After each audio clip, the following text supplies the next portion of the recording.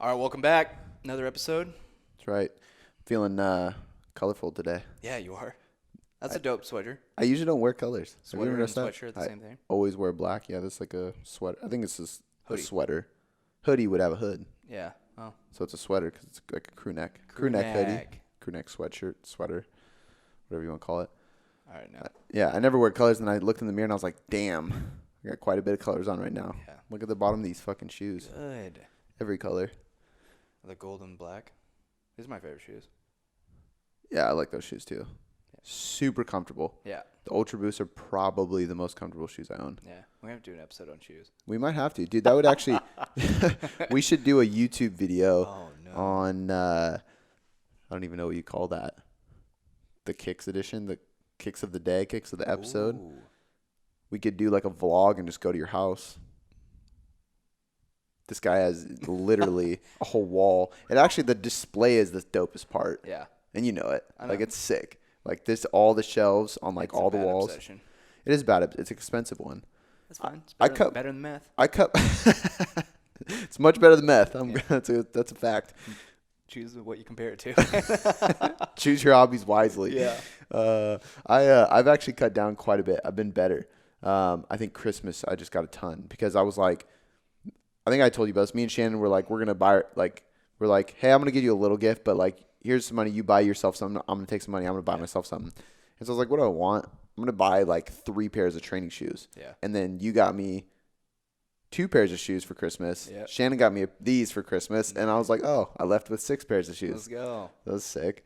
Now my closet is kind of full again. But You can rely on me on that, man. best Nike shoe you own. Oh. Not okay. So this is the way we're asking the question. Not for something that's like best ever, because then you got to like, okay, well maybe like the Jordan 1s because they're so nostalgic or Those are something like that. Jordans. But like the best ones for like that you wear the most or that you like the most that you would regularly. It's completely different. I like the most or I wear the most. The ones you like wearing the most. Probably the 270s. That's my answer too. Yeah. The 2 set. I wear those shoes more than any other shoe I own. Yeah. And I get the most compliments on them too. Every time I go to the barber shop. Yeah. Did you get another pair of 270s? Yeah. Yeah, it's a different color. Yeah. They're so fucking comfortable. Yeah, I got 3 or 4 pairs. I got 4, I think. Yeah. All black, black and white, all white, and then the black, gold, and white I have that you got me. turquoise Mariners colors, the gold and black, and the all whites. The all whites are sick. I Yeah. love the all whites. Those are my favorite ones. Dude, I think I have 5 pairs of shoes from That's you. it? From you. Oh, yeah. Just from you. Yeah. For sure. I was just thinking about that. I have the NMDs you got me. I have the Ultra Boost you got me. I have the Nike Metcons you got me. I have the Nike 270s you got me. So 4. But there could be a missing one in there. Okay, so best shoe ever. You had to get rid of all of your shoes, and you could leave with one shoe. Your house is burning down, and you have enough time to grab one shoe before it goes down. What are you grabbing? Oh, my God. Yeah. I don't know, dude. You have 5 seconds to answer. 5. Probably the LeBron 4. 1 generations. 1 generation? No, the LeBron 1s. Okay. That's the generation is the name of the shoe. Oh. It's the first shoe he ever got signed with Nike. Oh, okay. Yeah. I have no idea what they look like. Yeah. But dope. It's We got you some LeBrons. Or did you get where they were Durant's? Bingo. Durant's. Yep. Dope. I would probably take the all black 270s with me. They're just the most like they go with anything. Yeah. They're comfortable as fuck. Mine are iconic. Your comfortability. Yeah, for sure. Because I'll get like I have a pair. Actually, I got rid of all my Jordans. I gave them to Goodwill. But I have I don't know. I just they were getting dusty. Yeah. I have Yeezys. I have a lot of not Ultra Boost, but NMDs. 1 pair of Ultra Boost. I have like a really cool shoes, and then I just wear the shit out of the 270s Yeah. because they're so comfortable. I'd say I have 6 pairs of Jordan 11s. Damn. And- Of just 11s? Yeah. Fuck. And You was- are a Nike store. yeah, that's Jordan. But yeah, the Breads are probably the other one, or the LeBron 7 USA edition that I will never touch. The Breads are the red and black Yeah. 11s. Yeah. I had the, I think they were called Tuxedo 11 lows. They're like Oh, the yeah. reverse Space Jams or something like Yeah. No, they're not the reverse Space Jam. What are the ones with the black on the bottom, white on top? Are those Space Jams? No. Concords. Concords. They're the There you go. reverse. Yep. Concords are sick. Yeah. Little shoe sneaker talk for you guys. That'd be sick to do a little vlog on those. For you. Yeah. Everyone's like, I don't give a fuck about this. I don't want to reveal my Obsession? obsession, dude. I mean, like you said. I love it, but it's better than. I don't even. I honestly don't. This was a question that I was asked in 2017 when I was working with Steve Krebs for like life coaching mentorship. He's like, you need to start like kind of, prioritizing some time for yourself, get a hobby, do something, just because it's just like work, and doing things for everybody else and like figure out something for you. And I was like, okay, cool. And he's like, what's a hobby? And I was like, I don't have one. And it was like training was like the closest thing I could think of. But even to this day, like I can't really say skateboarding because I go skateboarding once every 6 months. Not a big golfer. I tried to talk my brother into snowboarding this year. Didn't want to go. Actually just ignored me. I don't have anything, dude. So at least you have I have several. Yeah. hobbies. Yeah, you're a busy guy. Yeah. You do a lot of shit. And even when we were growing up, wakeboarding, snowboarding. I didn't really wakeboard. I competed in water skiing. Oh, okay. Yeah. You never wakeboarded? Well, I did. But Okay. I Water skied more regularly. Oh, yeah. Okay.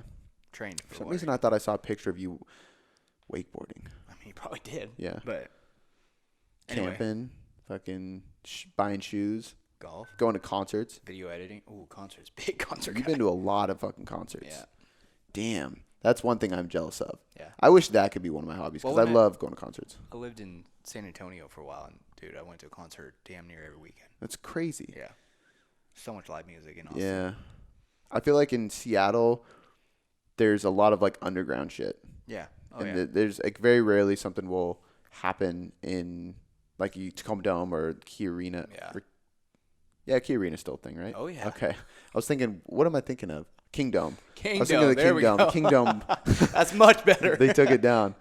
So there is a Key Arena still. Yeah. I thought of that because there's no Sonics. Yeah. So I was No, like, I oh, there's no understand. Key Arena. But it's still there, man. Still there. But like Sasquatch, sick. Like What's that? Sasquatch, it's like a mini festival in Seattle. Right around I think Labor Day. Okay. Yeah. Just music and shit like that. Oh yeah, dude. They're huge headliners. I used to want to go to Warped Tour really bad. Yeah. Went there a couple times. Like punk Yeah. punk stuff that I used to do. But yeah, I've the only concert I've been to. So I went to the first concert I ever went to was Linkin Park, Tacoma Sick. Dome, and Chevelle opened up for him. Super Went with good your dad? concert. No, I went with John Hildebrandt. Oh, good. You know Katie Hildebrandt, Yeah. her little brother, and his dad because I was like 13. Nice. Yeah, sick. And then I went to Taking Back Sunday. I've been to an Aiden concert, which was a local band, Yeah. but we don't listen to them anymore because the singer is now in jail for running a sex cult. How'd you hear that? The news. News. My brother sent me a link to like Fox News. Whoa. Yeah, it's a band we used to listen to. I mean, the guy went to our high school, Oh yeah. so don't listen to them anymore. Yeah. And Will is his name. That's crazy. I believe so. Yeah. Will Control was his stage name. Controls. Will Control was his stage name. Whoa. Yeah. That's fitting. Yep. He's the lead singer for Aiden. But Okay. he went single. Or solo. And that's all I've ever been to. Or no, I went to a Wiz Khalifa concert, Yeah. and then actually now the thing about it, I also went to a Prophets of Rage concert. Sick band. I took Vinny Yeah. there. Now this is like actually a couple years ago. It is Rage Against the Machine and Public Enemy and Cypress Hill. What? They morphed into a super band. So Rage Against the Machine plays the guitar, the drums, the bass, and then Cypress Hill's frontman Be Real, and then Public Enemy's Chuck D came together, and Chuck D raps, Cypress Hill raps over Rage Against the Machine music. But Cypress Hill's singer he would sing some of the Chris Cornell lyrics from the Audioslave stuff and of the Rage Against the Machine shit. It was dope, dude. Sick. Really good concert. You'd be proud of me, man. I watched Hip Hop Evolution last Yes. 3 episodes. Which ones did you watch so far? Watched Did you start at the beginning? No. Oh, okay. Unfortunately, I'm not that interested in that far back. Genre. Yeah. I like the well, history no, I of love it. genre. I But didn't get really interested until like Biggie and Pac and Too Right. Short. And I mean, if you go to the beginning, it's like you got to listen to. I mean, the 2 Live Crew one is cool yeah, I did. because they got So they were really, really big. They were the first ones to do like nasty rap, and they got banned from stores for the shit that they would talk about. Like it was like really bad. But that was like 80s, Yeah. you know, so they were doing like a lot of that stuff. Some of the old MC stuff, you listen to it on the Hip Hop Evolution. The music I don't like, but I like the story behind the history and stuff. But you watched the Eminem one? Yeah, I watched the Eminem one. I watched the San Francisco one. And I watched the... So like E40 in the Bay? Yeah. Okay. And then the one with like Fat Joe and... actually, I think that's the same episode because they're all talking about all freestyle and the like... They go into the New York scene with like Wu-Tang and... Yeah. Yeah. Yeah. And how Digital Underground... Mos Def, Talib Kweli. Mos Def, dude. That was wild. Yeah. Dude, he was so good at freestyle. So good. Holy man. Dude, that's like I highly recommend anybody listening to this that likes hip hop, go watch that episode. Netflix. Dude, free. It's so good. And then the recent one's my favorite because now they got into the last ones I watched. They did 50 Cent. They did T.I., Lil Wayne. They also did like Master P and the Hot Boys and stuff like that from Louisiana. But that was all stuff that like we kind of grew up to. So like seeing that stuff is really, really cool. Yeah. And now it's funny because I've just been bumping old Lil Wayne and 50 Cent. Unless you never stop, dude. I know. Because I don't like new music. Actually, that's not true. I've been listening to Tory Lanez quite a bit. I'm a big Tory Lanez guy. Yeah. 3 songs on repeat. I love that you admit to it, dude. I love it. I'm like notorious. Do you know he has other albums? Yeah, dude, I'm notorious for being horrible with new music. And I'm one of those guys. I'm a very repetitive person. So I eat the same thing for breakfast every fucking day, same thing for lunch every day. I love just being in that routine. In music, I'm the same way. Yeah. So if I'm writing blogs, I have an Oasis playlist that is on repeat. If I am getting ready to work out, it's basically like if I'm on the way to the gym, I always bump Shooters by Tory Lanez before I get here because it just fires me up and I got to get like amped up to get here. For a while, I think this might have been because Spotify finally fucking got Jay-Z. Yeah. But I had like a list of Jay-Z songs on repeat like crazy because that's really good. I'm a repetitive person. I love it. But we actually are going to talk fitness today. So I didn't know if we were going. It was a good little conversation. Yep. Let us know if you guys want us to do another episode or like a vlog about that. I think if nobody does, I'm not going to do it. About the shoes? Yeah. Yeah. Or anything. Like I want you to take a picture of your room and just show people so they can appreciate it. Maybe we'll post it in the private Facebook group so they can see. Because those are the diehard listeners. Maybe, but yeah. You got quite a bit of shoes. It's an admirable. Dude, the first question. Admirable. Yeah. Fuck. Can I borrow your Hooked on Phonics, bro? No. All right, let's. The first thing in my family asked me at Christmas every year, how many pairs of shoes you got this year? What's the most expensive pair of shoes you bought? Blah, blah, blah, blah. I'm like, dude, it's not your business. It's me and my accountant's or my financial advisor's business. No shit. All right, let's get on to it. So the question, we're going to talk today about the best progression or periodization model for aesthetics. So I posted in the Facebook group and basically said if you could ask me or if you could have me record a single podcast on one topic, what would that topic be? And there's a lot of comments. And somebody said training periodization. Somebody said programming for training. Somebody said what's the best way to progress your training for hypertrophy. There was probably like 5 or 6 questions that were basically like, how should we look at periodization or progression or training in general for hypertrophy? And I think there's a few main points to cover with this. And the first one being is that if you have to have something, speaking of being repetitive, you have to have something that's repetitive enough to ensure progression. So I think this is the biggest issue with people who want purely, and I dance on the line with this because I understand people need motivation and enjoyment and novelty is something, but more routine. If you change things too frequently, so when we change an exercise, right? So like we'll do an exercise this week and we get super sore from it because it's a new exercise. We're hitting the fibers from a different position, different stretch shortening cycle. There's a different amount of tension, a different positioning of the load, whatever it may be. And this creates soreness, and that soreness creates muscle damage. That muscle damage likely leads to muscle growth. That's a good thing.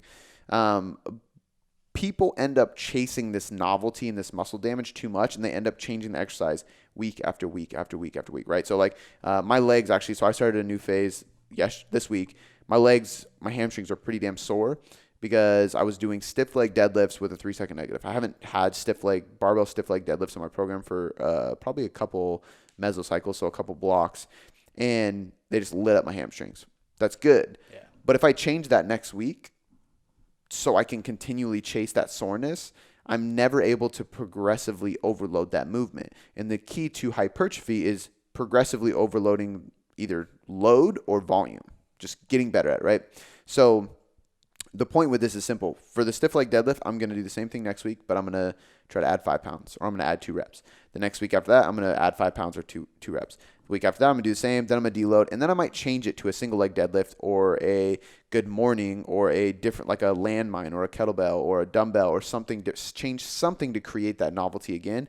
But it doesn't happen for 3 or 4 weeks. And I think that's the biggest issue is people want to build muscle. They want to change their aesthetic physique, but they are doing it through means of like CrossFit or group classes, or they're going online and picking up workouts, or for example, they watch our YouTube video or our Instagram video and they're like, oh, I'm going to try this week. It's like, try that, steal that workout I did, but do it for the next 4 weeks and continually progress on it, right? So the number one point inside of progression and periodization for aesthetics, and mainly for hypertrophy, because even if you want to lose fat, you want to train to build muscle essentially, is you have to have a solid, consistent set of exercises that you are going to progress over time. You can't have too much variety, and that's point number one. Too much variety leads to zero progressive overload because you can't progress something that you haven't done more than once, right? So that's the first biggest point. Now, where you adjust volume, or exercise selection to stimulate your brain, because here's the thing too, is if you do the same thing for too long, it gets boring as fuck, and then you're just not motivated to train hard. And if you're not motivated to train hard, you're also not going to progress. Yeah. So here's kind of where my sweet spot is as we're talking about programming. The compound lift will stay, and I'm going to talk about exactly how to actually progress these from a reps and intensity standpoint. But the compound lift is going to stay ideally for 12 to 16 weeks, which seems like a really long time, but we are going to vary intensities and load and reps and stuff over that 12 to 16 weeks. But 3 to 4 months, that's 3 to 4 blocks or mesocycles. A mesocycle is like a month period. A microcycle would be like a training week. And then a macrocycle would be the year, like what's your long-term goal. But 3 to 4 mesocycles, so actual phases of your program, you should have the same compound lift, because for me to progress on my barbell back squat or my bench press or my deadlift, it takes a long time. It's not something that's going to jump up like that. And there's a lot of room to grow, right? It's a barbell back squat. We can add a lot of weight. We can slow it down. We can do a lot of things to progress that. A dumbbell reverse lunge, you don't have much room to grow, right? Whatever I can max out on an 8-rep dumbbell reverse lunge, I'm probably going to grow within 5 pounds, 10 pounds of it maybe. You know what I mean? Especially after doing it for a while. So a bicep curl, same thing. A one-arm row, same thing. So there's kind of layers of how we progress these for exercise selection. The first layer is compound lifts. Those are going to stay for 3 to 4 mesocycles. That's going to be 12 to 16 weeks, assuming that each mesocycle is about 4 weeks long. But that could also be like 9 to 15 weeks if you do 3-week mesocycles. After that, we have accessory work. So this is where we've hit our compound lift, which is going to be squat, let's say today. Then we go on to the stiff leg RDL I was just talking about.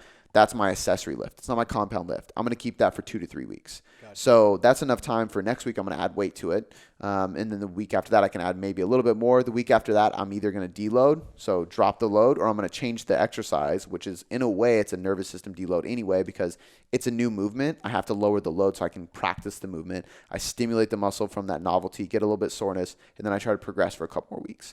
I know for me, in my experience, 3 weeks is kind of the sweet spot. Week 1 is kind of that familiarity stage. I get used to the movement. Week 2, I kind of build on it. Week 3, I peak by building on it as much as I'm probably going to, and then I switch the movement. And by week 3, I'm kind of bored and ready for something new. But I can keep that compound lift and still progress. After the accessory work is the third layer, and this is isolation work. Isolation work is going to be anything after these accessory movements. This is where, so for me yesterday, it was lying leg curls, leg extensions, calf raises, and then I did some ab work. For those movements, I'm going to, those are going to change probably just as frequently as the RDL, but you can have more variety week to week. So for example, just to stimulate my mind, I could also, and depends on how advanced you are. If you are, I guess it wouldn't even matter how advanced you are, because you could argue both ways. The more advanced you are, the more you should stick with something and build on it, or you're so advanced that you're probably not going to be able to build on it, so more novelty is good. But either way, this is the isolation work. For me, it was those things. So next week, I might go single leg extension instead of double. I might go single leg curl. I might go single leg calf raises, or I might do tempo. So I might go 3 up, 3 down, add a pause. I know I'm not going to be adding tons of weight to my leg extension over time because I've been doing it for so long. So I'm going to change tempos. I'm going to change pauses. I'm going to change variety within that movement every week just to keep me excited about training. And then after 3 weeks, I'm going to make a big change with the load or the volume. So I might go from 12 reps to 15 reps, or I might go from like a 80% of max effort to 100% and jump the load. And then after that is going to be layer 4. This is kind of like your finisher. This is like the metabolite training. So for me yesterday, that was my ab work. I might change that every week because it doesn't matter. If I stimulate the muscle in my abs, they're going to grow. So yesterday I did weighted sit-ups and hanging knee raises. The week after that, I might do like sprinter sit-ups or reverse crunches or a glute ham raise sit-ups on the glute ham raise machine, a plank, something like that.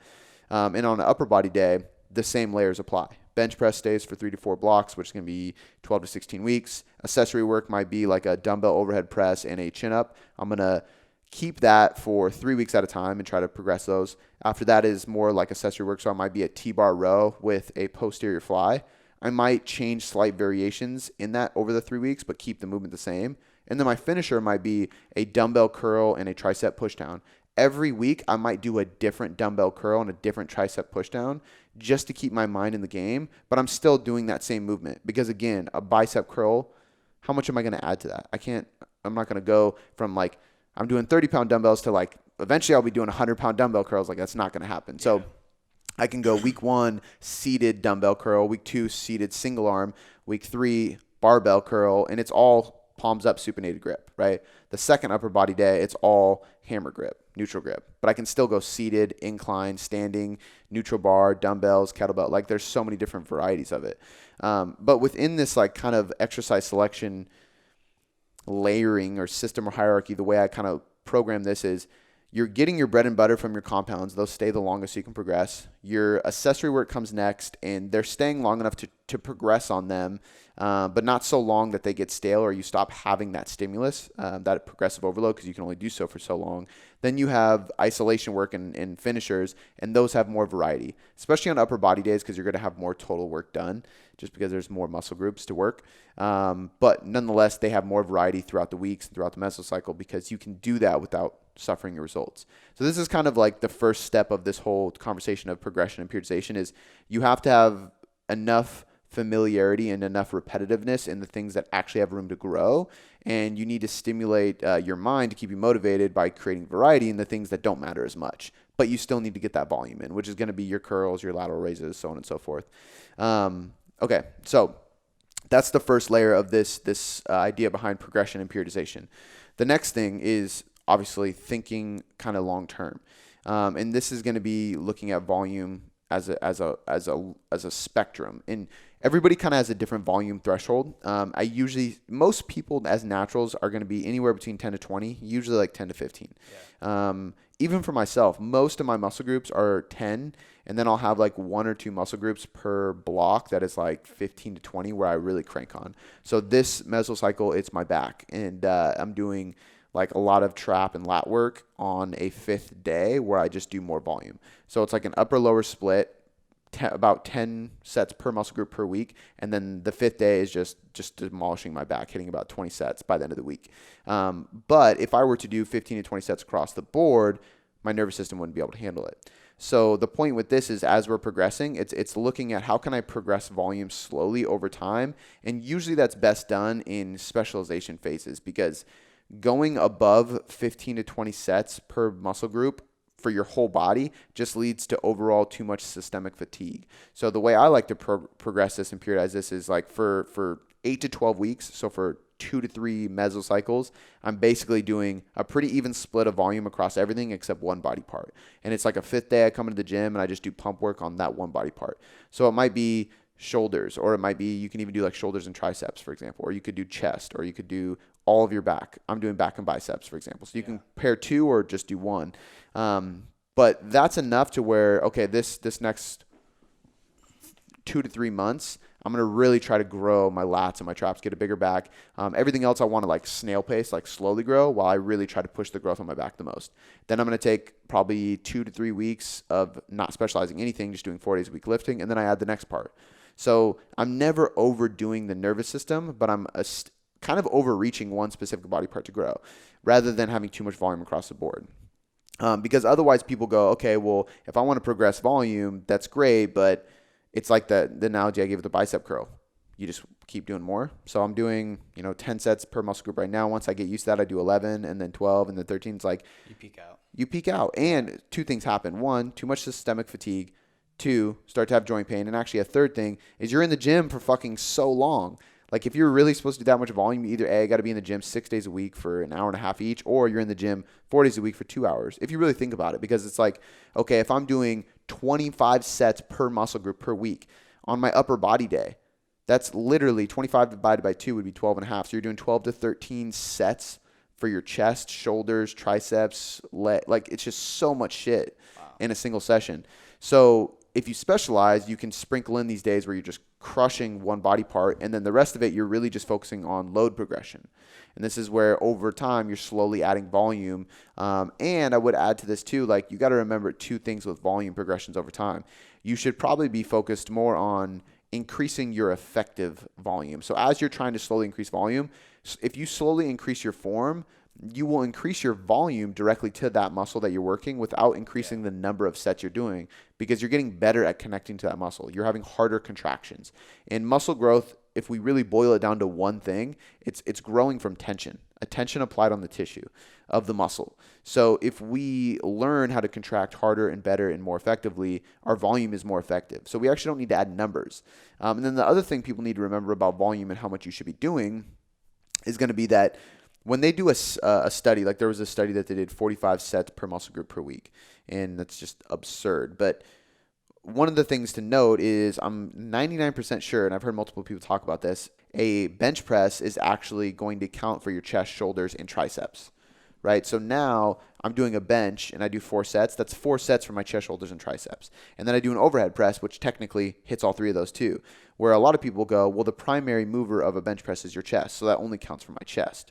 And they'll count all these sets. And like, how are they supposed to do 45 sets per muscle group per week? Well, it's because they're combining these things, right? If I do a deadlift, that's technically my glutes and my hands. If it's a trap bar deadlift or a leg press, it's technically glutes, hams, and quads. So they're combining things. So I don't think 45 sets per muscle group per week is truly a good representation of what was done in the study. But the point being with this is, if we look at what the study showed us is more volume is typically better, but you have to be able to control that. And I think the specialization days are probably the best way to go about it. So controlling that volume over mesocycles by doing these specialization phases is important. And then the last thing for that I think goes into this periodization model, because there's inside of periodization, if we look at its like purest form, it's a way that we can pre-plan and progress volume and intensity over time. So typically it looks like, if we just look at a general linear approach to periodization, we start with high volume. So that's an accumulation phase. High volume, which is going to be more reps. So we're doing lots of sets of 8, 10, 12, 15, 20. And then as volume decreases, intensity increases, and there's kind of this crossing path. Or if you look at it, normal graphs, they'll both be here. Like intensity is low, so intensity would be low. Volume is high, so reps are high. And as volume drops, intensity comes up, and they kind of cross, and then you peak out. So you go through a accumulation phase, an intensification phase, and then a realization phase. And a realization phase is basically the idea of you're peaking. You're peaking at your maximal strength. So if we start with 10s, and then we slowly go down to a 1 rep max, that means intensity is way up here now. That's classic periodization. And they do this in a cycles, so it's like, you go like 10, 8, 9, 10, 8, 9, 9, 8, 7, 9, 8, 7, 6. Like, and this can happen over months. People can plan this over years. Typically, this is like a 3 to 6 week period for accumulation, 3 to 6 week period for intensification, and then usually like sometimes even like 2 weeks, but like 2 to 4 week period for realization, let's say, where you're doing a lot of maximal effort stuff. And then you rinse and repeat. What I think is best for aesthetics and for people who are just general population is to basically boil that entire concept down into a small frame. So we're doing this on a weekly or like a monthly and a daily basis. So here's what I mean. We start the day with heavier loads, and then we slowly increase volume and reps as we go throughout the day. So we might start with a heavy set of 5, and then we go into a session work at 8 reps, and then we go to like 10 to 12 reps, and then we finish with like high rep 12, 15, 20 rep stuff. So now instead of spending 4 weeks doing low reps, 4 weeks doing high reps, so on and so forth, you're spending each day working a little bit of everything. Or the other way to do this is to have each muscle group's hit twice a week, and you do one low rep day, one high rep day. That would be a daily undulated periodization, or like a conjugate method in a way. Those two are going to be, in my opinion, the best for Gen Pop, because Gen Pop's not peaking for anything. They're not stepping on a powerlifting stage or having the CrossFit Games to compete at. So why not constantly be ready and constantly be at your best and working towards progression? Add to that, if you want to build muscle and change your physique, you always need higher volume loads, and this allows that to happen. You don't go through a period of time where you're doing super low volumes and high intensities, but you need to have some kind of accumulation and intensification. Otherwise, you're not getting stronger.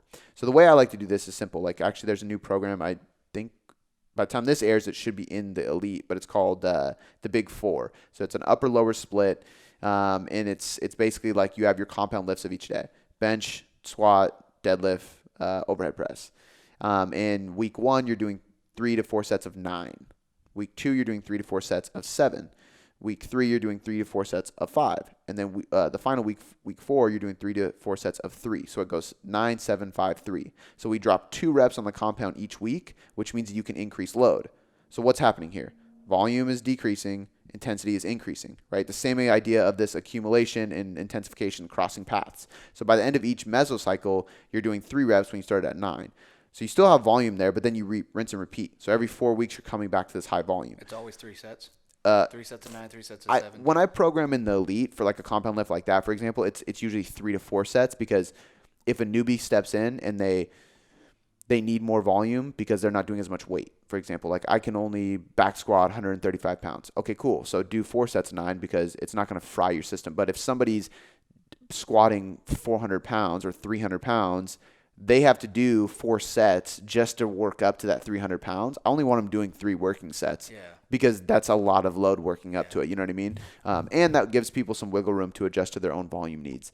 And I basically do that throughout the whole program. But then after that is like a main accessory work. So I'm actually testing out this program right now. So I did my squat for 3 sets of 9. Then I did my stiff leg RDL, which was the first thing, and it was 6 to 8 reps. So here's where the progression comes into play. For your compound lifts, you're doing a linear periodization. And this means basically the linear periodization is that exact model I'm talking about. Volume drops week after week, which means the reps are getting lower, and intensity increases after week, which means the load on the bar is getting higher. So I know for a fact, even if I didn't get stronger this week, I can do heavier weight for 7 than I can for 9, right? It's a given. It's less reps. And I know I can do 5, so on and so forth. By the time I get to the 3 reps on week 4, I have built more strength than I did week 1. So when I come back to 3 sets of 9, I will be able to lift more weight for 3 sets of 9 than I could have previously. This is just a typical linear periodization. And the program's 12 weeks long. So you'll do this 3 times in a row. 9, 7, 5, 3, 9, 7, 5, 3, 9, 7, 5, 3, and you just rinse and repeat. And then when we go into all the accessory work and the isolation work, we're using a double progression model. So a lot of people go, I'm going to do linear periodization. So I did that, and now on my RDL, my stiff leg RDL, I'm going to add weight every week and drop reps. Well, if you do that with your accessory work, then we're doing low volume work, because now I go, okay, I'm doing a RDL for 6, and then what I'm supposed to do it for 5 or 4 and then 3, and then I'm doing like a 1 rep max on a stiff leg RDL. It's pointless. 1 rep max on a bicep curl or a lateral raise, or even 3 or 5. It's kind of pointless. I like to keep the heavy accessory work like RDLs at a 6 or above, and I like to keep all other accessory work for hypertrophy at 8 or above. So instead of doing a linear periodization where I add weight, I'm doing what's called a double progression model. And this is where I have ranges of weight or ranges of reps, and by the end of 4 weeks, I want to hit that top end range for all of my sets. So here's what this looks like. Yesterday, I did stiff leg RDL, and I did 3 sets of 6 to 8. So I load the bar with what I know I can do for 3 sets of 6. Next week, I'm going to try to get 3 sets of 6 to 8. Next week, 3 sets of 6 to 8. The next week, 3 sets of 6 to 8. But by week 4, my goal is to get 3 sets of 8. the higher end of that range. So this week was 3 sets of 6, so 6, 6, 6. Next week might be 6, 7, 6. The week after that might be 7, 7, 7. The week after that I might get a couple 8s and a 6. And then hopefully by week 4 I get 8, 8, 8. So now I've done a more volume with that same load. Does that make sense? Absolutely. So by the end of the time, like if I could do 205 with a stiff leg deadlift, right, with 3 second negative for 6, by the end of it I can do 8. So if you do weight times reps times sets, that actually gives you your total volume, which means my tonnage by the end of the workout is actually way higher. I've lifted more weight. Yeah. So a lot of people forget to pay attention to these little details, but if I do that across the day, so I did leg extensions and leg curls, I did calf raises. Tomorrow I'm doing another upper body day, so it'll be presses and rows and chin-ups and lateral raises. But if I'm doing lateral raises for 12 to 15 reps and I get something that I can do 3 sets of 12 with, but by week 4 I can do 3 sets of 15, I've added load to that. And I've added tension, I've added volume, and I've done more on my muscle. So by the end of this 3-block cycle, these 12 weeks, I'll have literally been able to accumulate more volume over time without sitting here and go, fuck, I have to do more sets per muscle group per week, and now I'm in the gym for 2 hours.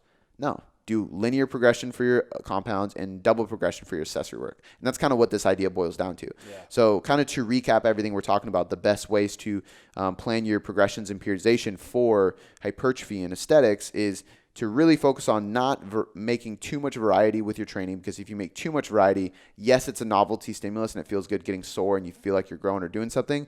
But what you're also doing is creating an environment where you don't have enough time to actually progress anything. You can't get better at it because you're not doing it enough. The second thing was longevity, I think. I think that was the thing I threw out there, is making sure that you're planning ahead and, managing your volume. That was the thing. So when you're looking long term, manage your volume so you know what you're doing. That's where those specialization phases come into play. And then last but not least, and probably the most important when we actually speak on periodization of what you should use as a strategy, is to have a linear progression model for your compound lifts, and you stick with the same compound lifts for 12 to 16 weeks. So for me, I'm doing flat barbell bench, strict overhead press with a barbell. I'm doing a conventional deadlift, and I'm doing a barbell back squat. Those are my 4 lifts. I'm not changing them for 12 weeks, maybe even 16 weeks. And I'm going to try to add load over time using this decreasing volume, increasing intensity week after week effect. And then for all my accessory and isolation work, I work in 3 to 4 week blocks doing a double progression model. And that's where you have these ranges of like 6 to 8, 8 to 10, 12 to 15, and you're just trying to be able to accomplish more volume with each movement. And if you put those two together, this is kind of the recipe for getting stronger and building muscle. And I think in most cases, especially for fat loss, that's really what you're after. You want to improve the performance. You want to improve your strength, because that's going to have a big hormonal carryover for fat loss as well. And then you want to try to build muscle, because if you can build muscle, you're going to be more likely to get lean.